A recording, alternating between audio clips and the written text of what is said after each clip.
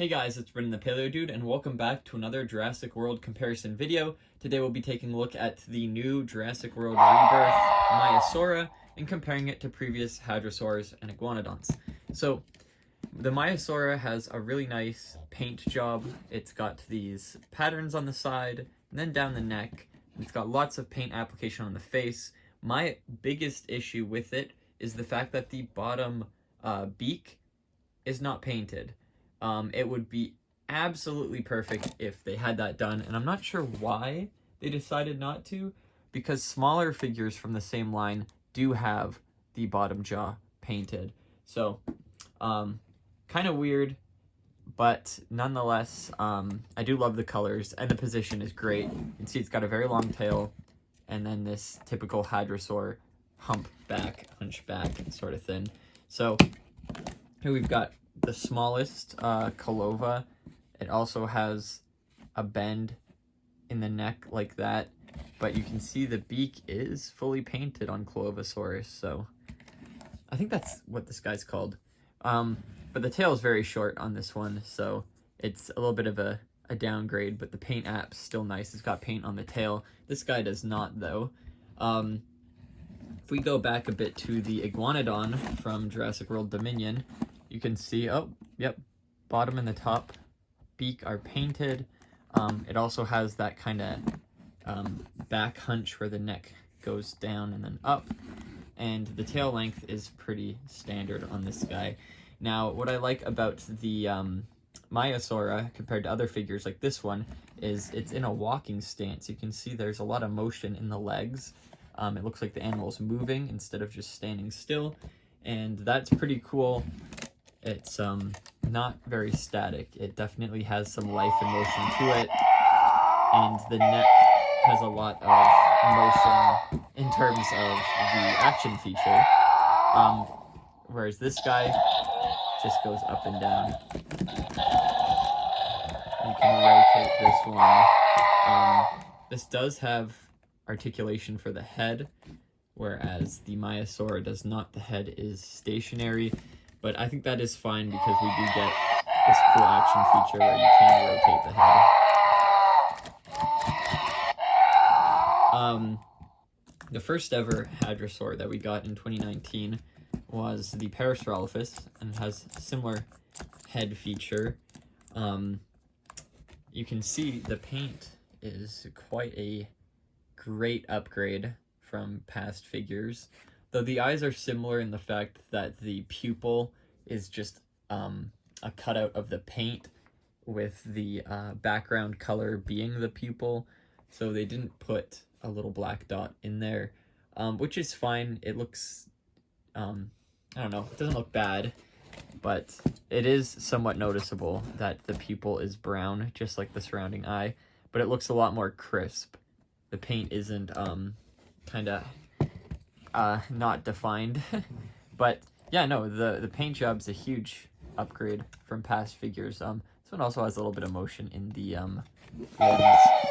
And the tail length, if we line up their legs, it is longer.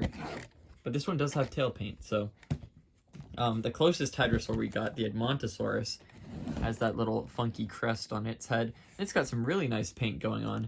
Similar thing with the eye, where it's just a cutout with the background color, but bottom and the top beak are painted on this guy, so it's got a way wider head, but I do like the colors. The coloration on this one is fantastic. It's kind of on par with what we have with the Maiasaura, so that's very nice.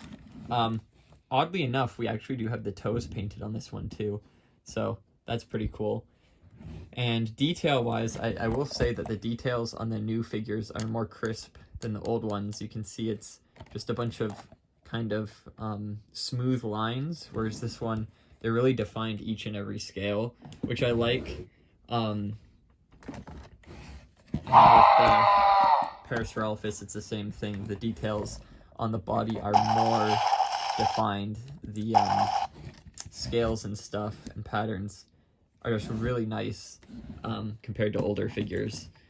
So we'll quickly look at the newest hadrosaur.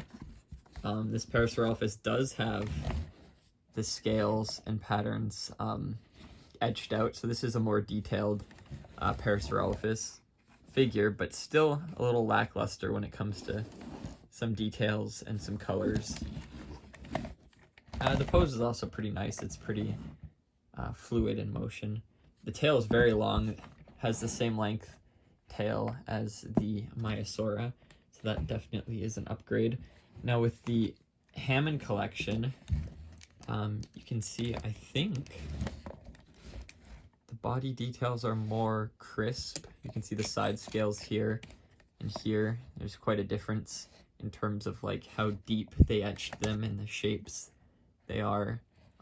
There's a lot of care that has gone into the molds of these new line figures, but you can see the face and the eyes a lot better on the Hammond collection. And tail length, it's about the same actually. Yeah. The Cretaceous, which I hope gets a mainline figure eventually, has a very long tail. So it is actually longer than the Maiasaura tail if you line up the hips, just by a bit. And yeah, similar level of detail on the bodies actually. So this is actually pretty close. But of course the paint application on the Cretaceous is far better than what we have in the main line. And then here is just the original Lost World Parasaurolophus.